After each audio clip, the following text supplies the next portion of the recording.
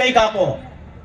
સમાજ માટે બનાવવા માટે સંસ્થા જોઈતી હોય, એના માટે જમીન જોઈતી હોય, સરકાર કોઈની પણ કેમ ના હોય. હું અપક્ષ ધારાસભ્ય છું એટલે વાત કરું છું. સમાજ માટે સંસ્થા માટે જમીન જોઈતી હોય તો સાચી દિશા તરફ એક સંકુલ આપણે બનાવવાની જરૂર છે. કોઈ પણ જગ્યાએ હોય, દરેક વિધાનસભાની અંદર હોય, દરેક જિલ્લાની અંદર એક મોટું સંકુલ હોય, એવી શરૂઆત આપણે કરવી પડશે. અને ક્યારે શક્ય બને? એકલા ધારાસભ્ય જગ્યા માંગવા જાય આપી દે એવું માનો છો તમે? હું માનતો નથી. સમાજના તમામ આગેવાનોએ ભેગા થઈને જવું પડશે.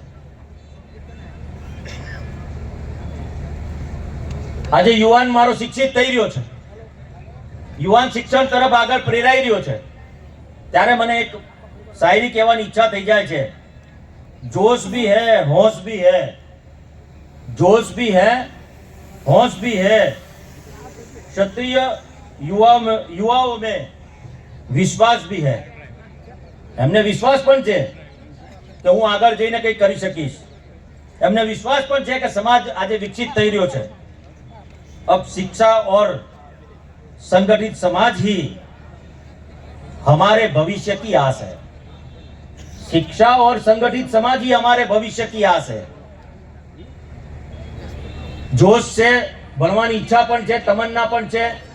આવા આગેવાનો આજે એક મંચ નીચે તમને એકત્રિત કરીને આ કામ પણ કરી રહ્યા છે. ઘણું બધું કહેવું હતું, પરંતુ આપણા સમાજની અંદર રહેલી ઘણી બધી ખરાબ આદતોને આપણે સુધારવાની જરૂર છે. તમે બધાને મારે કહેવું નહીં, પણ ઈશારો તમે બધા સમજી જાઓ છો. મત લેવા હોય તો કે અમને આટલું આપી દો એટલે વાત પતી ગઈ, અને પછી બીજી વાત 5 વર્ષ પછી કોઈ વળીને તમારી બાજુ આવતું નથી. વાત સાચી ખોટી? અને આ પરિસ્થિતિમાંથી આપણે બહાર આવવાની જરૂર છે. આ બધાને વિનંતી કરું છું.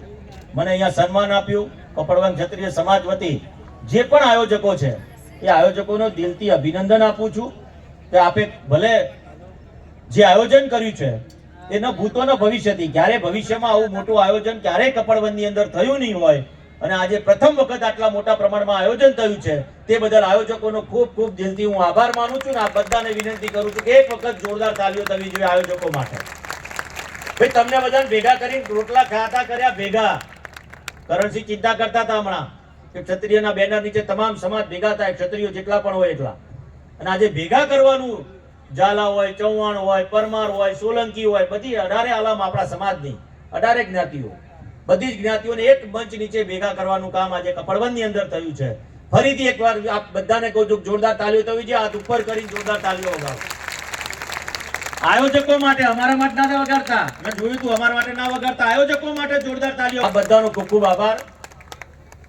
આ બધા મોટી સંખ્યામાં ઉપસ્થિત થયા તે બદલ આપ સર્વનો આભાર. અને હવે મને પૂરો વિશ્વાસ છે કે ક્ષત્રિય સમાજ આજે આજથી શરૂઆત કરશે અને શિક્ષણની પહેલ કરશે. શિક્ષણ હશે તો સમાજની અંદર રહેલી તમામ બદીઓ પૂરી થઈ જશે એવું હું ચોક્કસપણે માનું છું. ને સૌથી પહેલી શરૂઆત દીકરીઓ અને દીકરાઓને ભણાવવાની કરજો. ભલે ગમે તેટલી તકલીફ, ગમે તેટલી મુશ્કેલીઓ આવે, પણ દીકરા દીકરીઓને ભણાવશો.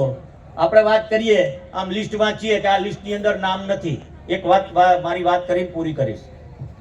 લિસ્ટ બહાર પડે ભરતીનું, નોકરીનું લિસ્ટ બહાર પડે ને આપણે આમ નામની યાદી વાંચતા હોઈએ ને પછી દુઃખ વ્યક્ત કરીએ કે આમાં આપણું નામ નથી. સાહેબ, આપણે જાગૃત નથી ત્યારે હું તમને એનું સામાન્ય ઉદાહરણ આપીને તમને કહી દઉં. પહેલા મને યાદ છે કે સામાન્ય નોકરી લેવી હોય પટાવાળાની તો ધોરણ 7 પાસ હતું. બરાબર છે ને? 7 પાસ હતું પહેલા. 7 પાસમાં તમને પટાવાળામાં નોકરી મળતી, 8 પાસ થયા હોય તોય મળતી, એડમિશન લીધેલું. એટલે આપણે 8મા સુધી દોડતા દોડતા પહોંચ્યા. બધાથી તો છેલ્લા તો ખરા જ, કારણ કે ખબર છે જે ફેશન પૂરી થઈ ગઈ એ ફેશન આપણી જોડે